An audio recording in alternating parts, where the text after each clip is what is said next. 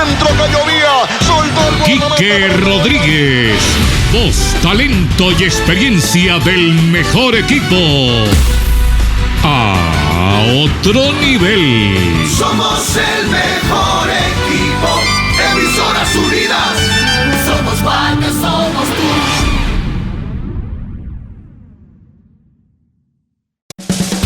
A partir de este momento, por 24 frecuencias a nivel nacional y para todo el mundo por Emisoras Unidas 89.7. ¿Quién es el mejor narrador de Guatemala? Desde Coatepeque llega el señor Enrique Rodríguez Samayoa para llevarle toda la emoción con la mejor narración. Buenas tardes, mami. Buenas tardes, papi. Buenas tardes, gran familia de Emisoras Unidas de Guatemala. Mente positiva, corazón sin rencores, fe en Dios y en el milagroso Señor de Esquipulas. Y el mundo es distinto.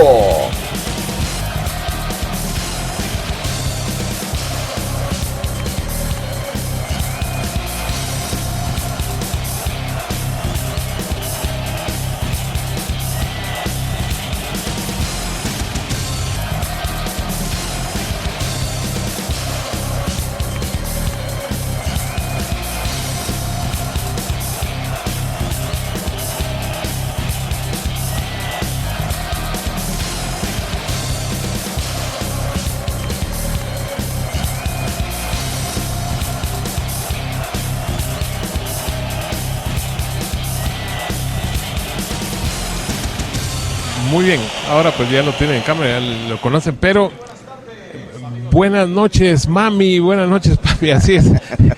Un ligamen tremendo con sus progenitores, ¿no? Y con el señor de Esquipulas. Entre otras cosas, don Gustavo, qué gusto. Un saludo muy cordial para todos los amigos. Bueno, estamos en @Contacto Deportivo GT y dentro de ello lo que es Facebook y Contacto Deportivo Gustavo Velázquez en YouTube. Quique, cuéntele a la gente de entrada que le está captando el Quiquito de allá de Coatepeque, cómo fue que se involucró hasta desembocar en lo que tenemos aquí, estamos a la par. Sí, en cositas así rápidas, ¿no? Porque los amigos siempre gustan que uno vaya al grano y a los detalles. Pues les cuento que a la edad de 9 años, pues yo contagiado por lo que hace mi papá, que mi papá es uno de los locutores muy reconocidos allá en Coatepeque y en la zona suroccidental del territorio nacional, pues a esa edad empecé a repetirlo, ¿no? Y él me cachó, como suele decirse, y me, ¿te gusta? Sí. Entonces te voy a empezar a dar algunos tips. Al final de cuentas me enseñó. Recuerdo yo que lo primero, como a los 11 años, fue que me dio una grabadora y me mandó al Estadio Municipal de Coatepeque, ahora Dr. José Zacarías Antonio, para entrevistar a los más chiquititos, a los pequeñitos en categoría moscos allá en Coatepeque. Y después de haber empezado a dar ese paso de entrevistar a los pequeñitos, pues me dijo, si lo que te gusta es narrar, pues a narrar. Entonces me daba la grabadora y yo iba a narrar los partidos como que si estaba en vivo, y así empezó esta linda historia en Coatepeque. Cuando el traslado de su natal hacia acá, la Capi, y ahora San Lucas, ¿no? Ah, en San Lucas, sí, en 1994, bueno, yo empiezo en radio en 1985 justamente para ayudarlo, porque él en ese periodo sufrió una enfermedad y no había quien pudiera locutar un espacio deportivo de nombre Facetas Deportivas que él actualmente tiene, y en aquel entonces se transmitía en Radio Coaltepec, de Coatepeque. Entonces no había quien leyera lo que él escribía, entonces me dijo, haceme el favor. Y entonces fue una semana, y después de la semana yo me quedé leyendo lo que él redactaba. Y en 1994 tuve la bendición de que la familia Alcázar me abrió las puertas de RCN, y 2 años después, en 1996, pues ya me trasladé a Emisoras Unidas. ¿Recuerda en qué partido nació lo de Gol de mi País? Hablando de selección, ¿cuál fue su primero en que tuvo esa inspiración? Dijo, aquí le voy a seguir forever. Sí, quiero contarle y compartirle, mi estimado Gustavo, a todos sus amigos que lo siguen a través del Facebook y en las distintas plataformas que usted ha mencionado, que tras el gol de Guatemala contra la selección de Brasil en Miami, pues yo empecé a ver la posibilidad de meterle algunas otras cositas al fútbol de Guatemala. Y dirá la gente, ¿y por qué en ese partido? Lo que pasa que yo, en lugar de narrar el gol, me puse a llorar de la emoción que ocasionó ese gol del Pin Plata a Tafarel, en aquel entonces el campeón del mundo, o la selección de Brasil. Y entonces, cuando yo escribo un gol, me entra tanta emoción que uno llega a perder la voz, especialmente cuando juega el equipo nacional guatemalteco. Entonces, los gallitos.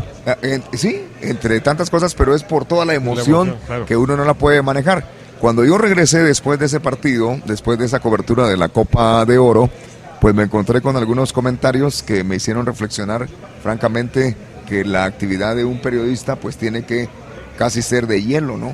En el aspecto de mantener la postura, pero yo me he preguntado siempre, bueno, si estamos transmitiendo emociones, ¿por qué no se va a emocionar uno con lo que está mencionando? Entonces, después de ir analizando todo eso, en el año 2000, cuando Guatemala ya abre la eliminatoria en el estadio Carlos Salazar contra la selección de Estados Unidos, se recuerda que perdíamos 1-0, y ya en el final del partido, con un estadio totalmente lleno, pues el Pescadito Ruiz Carlos mete ese gol, Carlos, y ahí nació justamente el grito de gol de mi país. Ya que lo que mencionó, ¿ve usted si finalmente lo concreto, no? Porque él está ganando buena plata de afuera, que Carlos pueda aspirar finalmente y optar y ganar la presidencia de la federación acá? Usted mencionó algo interesante, don Gustavo, y es plata. Está ganando mucha plata. Aquí, para ganar las elecciones en la federación y en cualquier deporte, me atrevo a decir, incluso cargos ya más altos, se necesita plata. Y ya ha quedado pues evidenciado de las grandes cantidades que se necesitan. Si tiene el soporte económico, no tanto dinero de él, y puede de cierta manera convencer con el proyecto que tenga, pero además tener el dinero para comprar votos así, abiertamente, pues me parece que sería alguien que podría llevar los destinos del fútbol guatemalteco por su conocimiento, por la relación internacional y por lo que representa para todo el gremio futbolístico en Guatemala. Claro, habrá algunos otros candidatos que van a tener dinero, popularidad y gente a su favor en los medios, que pueden catapultar para llevarlos, y el convencimiento que pueda hacer. Como su pregunta es concreta, sí creo que el Pescadito Ruiz, Carlos, puede ser un buen dirigente para el fútbol. A mí me parece que sí. Muy bien, bueno, parece que sí. Yo tengo mis dudas en ese sentido, porque creo que Carlos necesita una definición, en primer lugar, de si verdaderamente lanzar su candidatura y darse cuenta todo lo que tiene que hacer para de verdad aspirar a ganar. Porque en primer lugar tendría que estar aquí, no solo redes sociales, claro, no, es cierto. ¿verdad? Es una cosa así, no a control remoto, y porque yo soy Carlos, yo soy Quique, no, pero ni modo. Ahí yo pienso que si no se cambia el catastro del fútbol, que ya está inducido hacia una tendencia, esto va a ser solo esperar a llegar al mes de mayo y va a decir el mero, todo está consumado. Exactamente, los mismos, incluso que le han hecho mucho daño al fútbol guatemalteco desde el orden dirigencial. Así de que vamos a ver también qué tanto interés presentan los que actualmente están en la comisión normalizadora de la Federación Guatemalteca de Fútbol, para ir enderezando justamente eso que uno ya sabe que puede suceder, y esperar, por el bien del fútbol, que sean personas responsables, primero las que se postulen, ¿no? Uno creería que no se va a encontrar una persona honesta cuando ya es parte de todo el mecanismo y el sistema. Por ejemplo, cuando es que va a ir de candidato a diputado, ya sabe, es una persona honesta, ahí se va a echar a perder. Entonces hay muchas... Y por cierto, eso, disculpe, ¿qué le pareció al candidato que le mandé ahí? Sin comentarios. Sin comentarios. Bueno, pues continúe. Pues yo le menciono esto, Gustavo, que al final de cuentas tendría que ser un cambio en la administración deportiva. Claro que no va a suceder, entonces hay que seguir por la misma vía, pero ojalá pueda existir mejores argumentos para dirigir al fútbol guatemalteco y no llevarlo a lo que nos hizo mucho daño recientemente. Hablamos la etapa ciclística, de cuándo involucrado, qué fue lo que le gustó de ese deporte que apasiona a tanta gente. Es una realidad que, sobre todo cuando se anda en carretera, es una pasadita. Sí, claro. Y salvo cuando se concentra en metas, pero que despierta tanta pasión, quizá no como antes, como le ha pasado al mismo fútbol. Pero a usted, ¿qué le metió en el ciclismo? Pues me metió primero porque yo, pues en esto del deporte siempre he recibido la inducción de mi papá. Y entonces mi papá se encontraba por Reu. Por cierto, ¿cómo está él? ¿Bien? Y gracias a Dios estable, gracias a Dios. Y pues tenía mucha amistad con el licenciado Sergio Ramón Álvarez Jaramillo. La capital del mundo. Exactamente, y entonces allá había un circuito. Y yo recuerdo que tenía, 9 años, cuando me dijo, mira, no hay quien lleve unas banderolas rojas. Así es de que te me agarras bien atrás de la moto y nosotros lo vamos a hacer. Entonces así empezó. Después, con el paso del tiempo, ya llego yo en 1994 y la radio pues de una vez me lleva al ciclismo. Y ahí empiezo yo con esta actividad del ciclismo, pero en el primer año no me gustó tanto porque no miraba yo nada de la competencia. Es decir, miraba incluso menos de lo que miran las personas que están a la orilla de la carretera. Hasta que llegué a Emisoras Unidas de Guatemala, y Emisoras Unidas tiene un servicio que es muy, pero muy funcional, que es una radiomoto. Empezó con una radiomoto que lo empezó a manejar don Luis Emilio Chávez, amigo suyo. Sí. Le mandamos un saludo a don Gabacha, tremendo periodista también. Y entonces ahí me fascinó porque yo empecé a ir a la par de los ciclistas, a ver todo, y a informar a los amigos en ese entonces de la radio en la que yo actualmente estoy. Entonces me fascinó porque los que miramos más la competencia son los que vamos en las motos. En las radiomotos, informándole a todos los amigos lo que sucede. Anteriormente pues era muy mágico, ¿no? Por la misma dificultad de los equipos para transmitir. Claro. Tenía que tener una inventiva el narrador y muchas otras cosas. Ahora pues vamos con lo más exacto de lo que sucede, gracias a que las motos que usan Emisoras Unidas pues tienen la capacidad de transmitir vía satélite. Así, ni más ni menos. Bueno, de lo que ha tenido la oportunidad de ver de cerca, etcétera, ¿a quiénes me pondría usted como los 3 ciclistas o guatemaltecos o extranjeros más completos que ha tenido la oportunidad de ver en carretera acá? De ver aquí, digamos, 1994 para acá. Pues vino en 1996 un ciclista cubano, Eliezer Valdés. Eliezer. Terminó siendo el campeón de la Vuelta contra los mejores colombianos de aquel entonces. No le pudieron quitar el título al pedalista colombiano. Cubano, sí.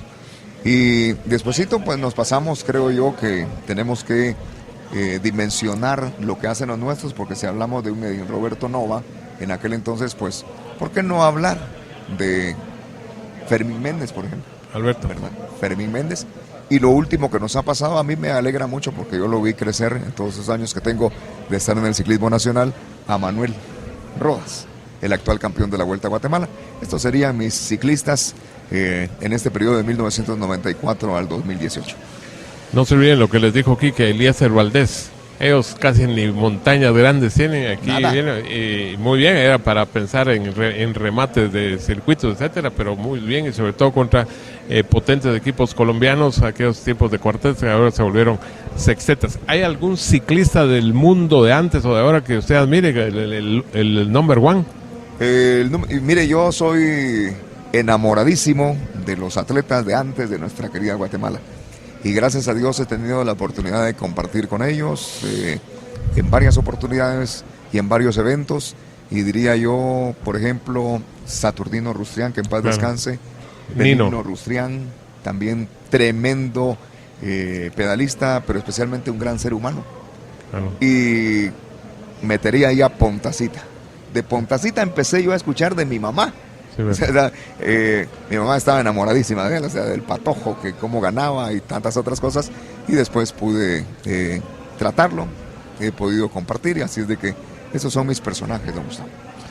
Bueno, pues ahí está Juanjo, que su corazoncito en un momento que valía, bueno, ya ha tenido algunos contratiempos de salud, pero ahí está al pie del cañón el ganador prácticamente por segundos nada más de la edición 7 de la Vuelta a Guatemala. Quique, muy amable por la charla, encantado de saludarlo y que sigan un montón de goles de mi país. Muchas gracias, Gustavo, mil bendiciones, qué bueno tenerlo en el Facebook, yo se lo he platicado interno y entre otras cosas, la labor que usted realiza, informar, llevar las entrevistas de los grandes protagonistas, pues denota hacia un público muy agradecido de recibir esta información y una gran opción, Contacto Deportivo, para los que nos mantenemos a través del Facebook.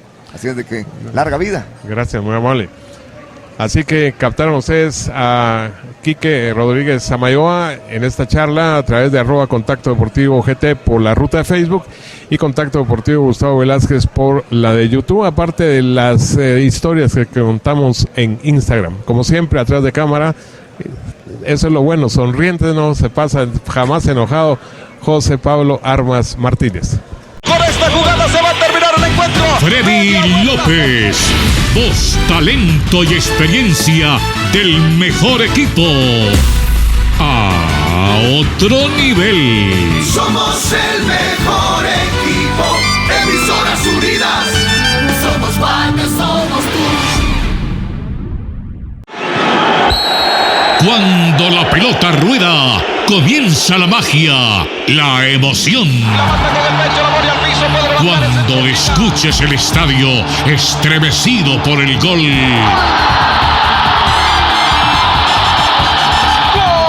Ahí está Freddy López, Freddy Fútbol, en el alma de la gente, en el cuero del balón, en los pies del driblador, en cada jugada.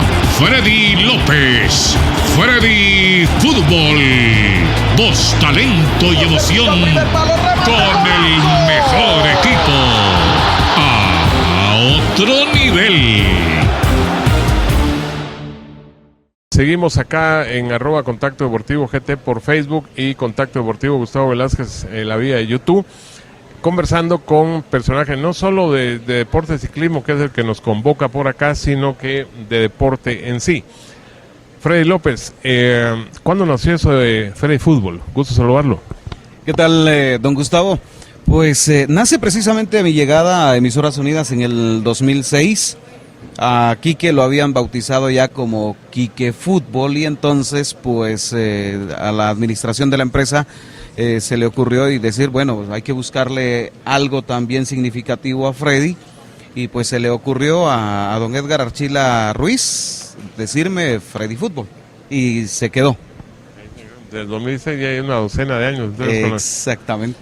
De lo que recuerdo que ha sido por centenares, si no miles, unos 3 goles que ponga ahí de top 3 de que más le gustó y el grito de gol que usted tiene un aguante que le quedaron ahí grabados por siempre. Sí, yo creo que yo me voy a quedar con el último gol de Carlos Humberto Ruiz porque nos llenó de mucha nostalgia al saber que era su última anotación, sí.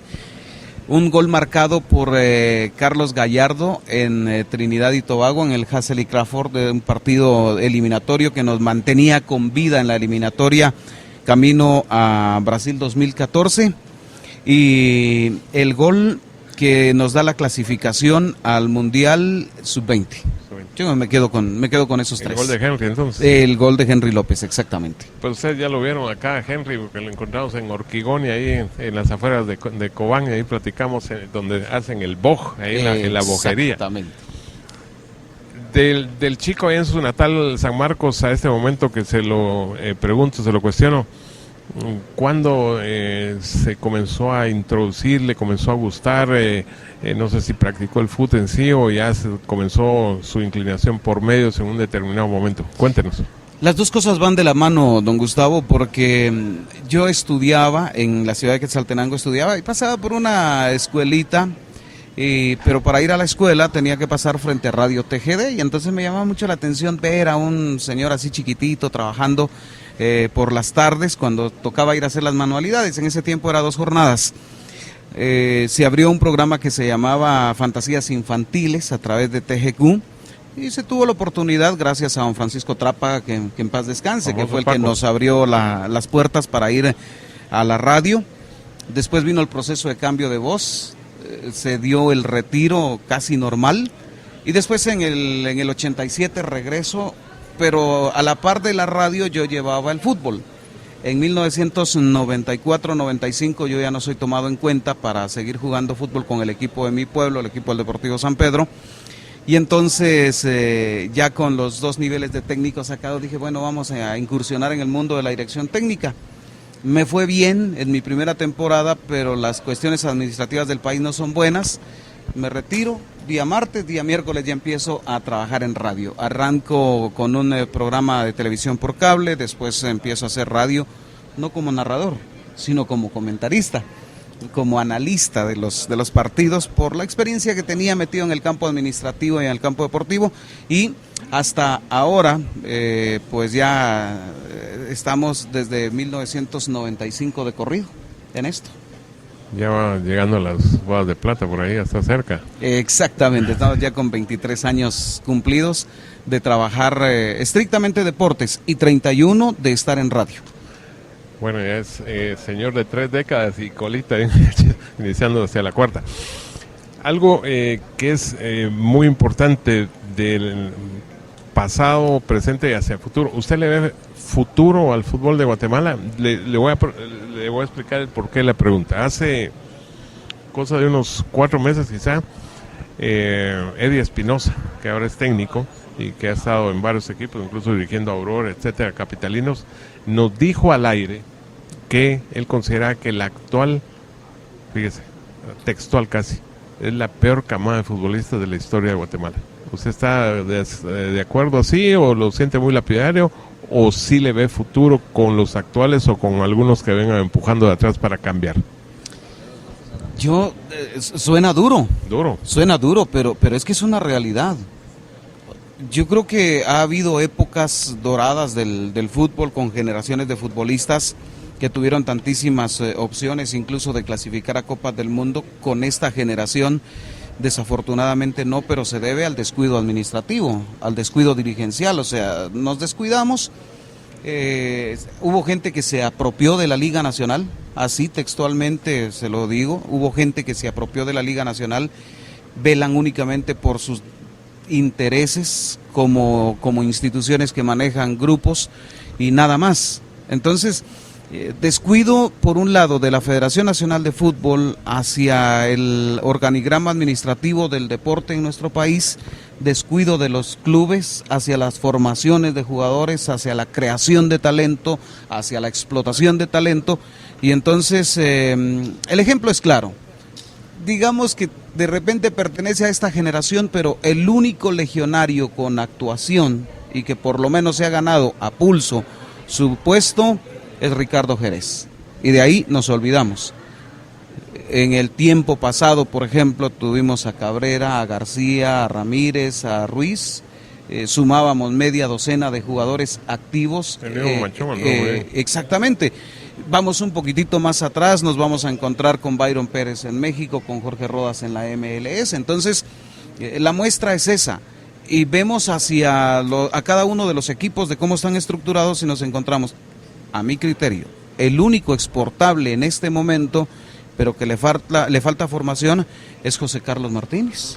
Y de ahí paramos de contar. No hay más talento exportable. Me estoy refiriendo a los que ya están actuando en Liga Nacional. Seguramente de esta selección sub-20, dependiendo de su actuar en la próxima eliminatoria premundialista, podamos encontrar un grupo de jugadores de ahí que trabajándolos sean exportables a futuro. Usted que lo ha vivido ahí tan de cerca, ¿por qué nunca sube San Pedro a Liga Nacional? ¿O no ha subido todavía? Porque no lo pongamos que no va a subir. Yo no sé por dónde pasa realmente, don Gustavo, es increíble. El Deportivo San Pedro ha tenido cinco oportunidades, sí. 5 oportunidades de ascender a la Liga Nacional. Arrancamos en la temporada 97-98, cuando toca ir a un repechaje contra Azucareros, que en ese tiempo dirigía a Iván Franco Sopeño. Y a partir de ahí San Pedro ha tenido 4 oportunidades más, la disputó contra Reu, la disputó contra el equipo de Chinabajul. Las últimas 2 oportunidades que ha tenido. El tema pasa por lo siguiente: normalmente los torneos apertura son flojos. Digamos que es el análisis práctico que uno hace. Y entonces es más fácil ser campeón en los torneos apertura, en la primera división. En el torneo clausura los equipos se refuerzan y entonces cuesta más revalidar un título. Y a veces el que fue campeón en el apertura ni clasifica a la liguilla. Y entonces ya llega así como que desfasado, con tiempos sin recorridos, con partidos sin jugar, y tiene ventaja el que lleva actividad. O muchas veces simplemente el campeón revalida su posición. Lo que hizo Iztapa y lo que hizo Chantla en el torneo anterior o en la temporada anterior de la primera división es fuera de serie. No se había dado a lo largo de la historia, bueno, desde que se dieron los llamados torneos cortos. Entonces pasa por eso, un poquitito de falta de planificación, creo yo. Yo platicaba con el presidente del equipo hace poco y le digo, bueno, me parece que no se va a poder en el apertura porque ya ni va a clasificar. A trabajar pensando en el clausura, armar un buen trabuco, ganar la fase de clasificación, ser campeón y a partir de ahí, pues ya cumplir un sueño, una idita a la Liga Nacional, porque realmente San Pedro es un pueblo muy trabajador, muy comercial, tiene mucha plata, la mayor parte de gente es independiente, no depende de patrones, sino son dueños de sus propias pequeñas o medianas empresas, pero tampoco tienen plata para estársela regalando al deporte. De hecho, hubo un recorte ya del aporte de la municipalidad hacia el equipo porque los resultados no se están dando, entonces falta poder de gestión. Si la idea es llevar el equipo a la Liga Nacional, debe haber alguien que gestione los recursos económicos a través de los patrocinadores para que el equipo pueda sostenerse una buena temporada, como lo hizo Marquense gracias al soporte de las empresas de don Rolando Pineda Lam. Así es. La parte futbolística la cerramos con lo siguiente, otro de sus afectos especiales, de cuando lo del Real Madrid y unos 5 jugadores merengues de la historia o incluso algún actual que más le han llenado pupila y sentimiento, gusto, etcétera. Pero yo soy seguidor del Real Madrid desde la época de Hugo Sánchez, digamos la quinta del buitre, ¿verdad? Y esa parte estoy hablándole de mediados de los 80 más o menos. Me volví un seguidor a muerte del equipo. Ha habido jugadores, yo me identifico grandísimamente, me encantaba verlo jugar, era un poeta con la pelota. Se llamaba Fernando Redondo, lo único Carlos que ya no tiene actividad. Entonces digamos que como no tuve la oportunidad de ver a los grandísimos jugadores que tuvo a mediados del siglo pasado el equipo del Real Madrid, me voy a quedar con Fernando Redondo como el primero, con Roberto Carlos, de una extraordinaria calidad, con Raúl González, no cabe duda, Cristiano Ronaldo no puede faltar en mi lista porque yo al final ahora que me está dando lo mismo, que el equipo no gane, que el equipo pierda, que el Barcelona vaya arriba, que el Barcelona vaya abajo, me doy cuenta que, digamos, de repente creció un poquitito más mi cercanía al equipo por lo indiscutible como atleta de Cristiano Ronaldo, o sea, la calidad, la forma en que jugaba, el carácter con el que encaraba todas las cosas, pues me quedo con él y lógicamente de repente hubo mejores. Iker Casillas hizo una época histórica en el Real Madrid, pero me voy a quedar por centroamericano con Keylor Navas. Con Keylor. Bueno, ahora pasamos al capítulo ciclismo. ¿Qué tal se las maneja ahí con ir en la moto, ir describiendo casi siempre en la distribución que he captado, pues lo ponen a que alguien se cayó atrás, alguien se rezagó, etcétera? ¿Cómo se las maneja ahí? Operativo, seguridad, etcétera, y visualización de lo que va pasando en cada kilómetro. Bueno, esta es una cuestión de experiencia ya en el manejo de las vueltas, ¿verdad, don Gustavo? Primero uno necesita tener a un piloto de moto que realmente lo entienda, que con un golpecito en la espalda sepa que tiene que frenar, que porque uno está al aire y no le puede decir al motorista, pare aquí, bájele velocidad, súbale velocidad. Entonces, normalmente un golpecito en la espalda significa que él tiene que bajar la velocidad y quedarse un poco. 2 golpecitos en el hombro significa que vámonos para adelante mientras yo esté al aire, ¿verdad? Después, la función de la Moto 2 en una etapa normal es observar todo lo que está pasando de atrás hacia adelante. En una primera etapa, por ejemplo, llevar el control de quienes se van quedando rezagados, los primeros pinchazos, las caídas, la gente que va siendo atendida por la seguridad, por la gente del seguro y todo esto. Cuando ya hay, digamos, una segunda etapa, entonces la Moto 1 tiene la responsabilidad de ir en el lote donde va el líder. Si hay fuga y el líder se queda, la moto 1 va con el de la fuga y la moto 2 sube a cuidar al líder.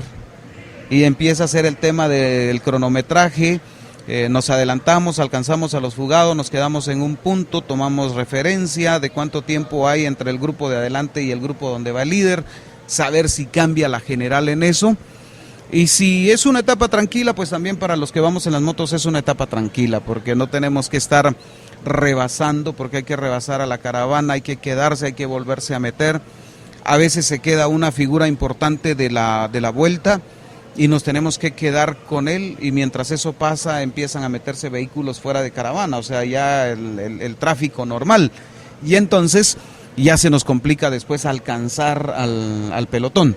Pero básicamente es eso, llevarle imaginariamente lo que está sucediendo en la carretera a la gente que está en el taller, que está en la casa, que está en la oficina, que está en su lugar de trabajo o en su lugar de diversión. Bueno, ya la parte de conclusión de la charla, que le agradezco haber aceptado tenerla acá con la gente de @Contacto Deportivo GT por la ruta de Facebook y también Contacto Deportivo Gustavo Velázquez en YouTube. Según su análisis, ¿tenemos buenos y suficientes ciclistas para todo lo que es este deporte que le gusta tanto a la gente, aunque sea solo de pasadita que lo ve en la carretera? Yo creo que no. Volvemos otra vez a lo mismo. Hubo una época en la que el ciclismo se descuidó. La iniciativa privada ya no está invirtiendo en mantener equipos de ciclismo porque no es barato. Una bicicleta para un ciclista que vaya a participar en una vuelta como esta llega a valer $15,000. Y tener 6 o tener 8 de esas es demasiado costoso. Recordamos, por ejemplo, algunas marcas muy interesantes, la marca del café, la marca de la leche, por ejemplo. Aquí no hay problema con los nombres. Dos de esas dos marcas, por ejemplo, se retiran y habrá que agradecerle a las marcas que hoy patrocinan equipos porque no es fácil. O sea, es una plantilla por lo menos de una docena de personas que hay que sostener todo el año. Entonces ha habido un descuido en ese sentido, no hubo masificación. Ahora con la administración de Stuart Rodríguez está retomando ese tema. No sé si le vayan a alcanzar 4 años, seguramente el proyecto tendría que seguir en el perfil que va. Hoy qué lindo es ver, por ejemplo, niñitos de 6, de 8 años ya participando en competencias organizadas por la federación, que no le corresponde porque el deporte recreativo y el deporte escolar le corresponde a otras instituciones. Sin embargo, Stuart está asumiendo la responsabilidad. Hay un evento que se realiza en las afueras del Estadio Nacional que se llama Un Día en Bicicleta. Qué hermoso es ver papá, mamá y los niños, cada quien en sus bicicletas. O sea, los niños todavía con aquellas bicicletas que no usan pedales, sino que con los piecitos empujan. Entonces, eso significa que esos niños ya están teniendo el contacto con uno que podría ser su deporte en el futuro. Entonces, no tenemos el nivel, no tenemos ciclistas de altísimo nivel como para pensar que si vinieran los equipos colombianos, venezolanos, mexicanos, estadounidenses y costarricenses de hace 5 o 6 años, me parece que no tendríamos opción de estar entre los primeros 20, de verdad.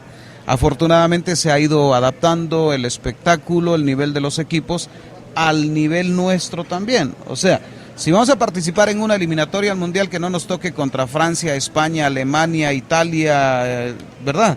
Que nos toque contra las de CONCACAF. Entonces, si vamos a competir en nuestro ciclismo, pues que sea también con equipos que están en proceso de formación, como muchos de nuestros ciclistas. Bueno, sí fue posible que acá en la Vuelta a Guatemala ganaron con Nacional, no como en Francia, que el Tour no lo gana desde 1985 cuando ganó el señor Bernard Hinault, pero ahí llevan a lo máximo y los franceses haciéndole un papel ahí hasta donde se puede. Freddy, muy amable. Don Gustavo, no, hombre, es un enorme placer, una felicitación también por los proyectos. Fácil hubiera sido quedarse tranquilo en la época de la innovación tecnológica, decir, bueno, eso es para los patojos, yo me quedo con mi programa al aire y mis transmisiones en la televisión. No, de verdad, una felicitación por estar a través de las redes sociales, aprovechando la innovación tecnológica. Y de verdad, lo he dicho siempre, lo he dicho al aire sin ningún empacho, un admirador de su persona, Vale, un gracias. admirador de la dupleta esa que han hecho históricamente, con la que nosotros crecimos viendo partidos en la televisión, escuchando los partidos, los relatos en la televisión. Así que, pues, muchísimas gracias por la oportunidad también, y ya sabe, con mucho gusto estamos siempre a la orden. Bueno, ahí con ustedes ahí Freddy Fútbol, que nos cantó el físico ahí a Freddy, porque solo oyen el canto de gol aquel uy, que se queda hasta ahí en el fondo. Así que en Contacto Deportivo, Gustavo Velázquez por YouTube, @Contacto Deportivo GT por Facebook, José Pablo tras cámara, su servidor, en la continuidad de esta cobertura acá en la Casa del Ciclismo, cuando se presenta una siguiente Vuelta a Guatemala, y en este caso la edición 58.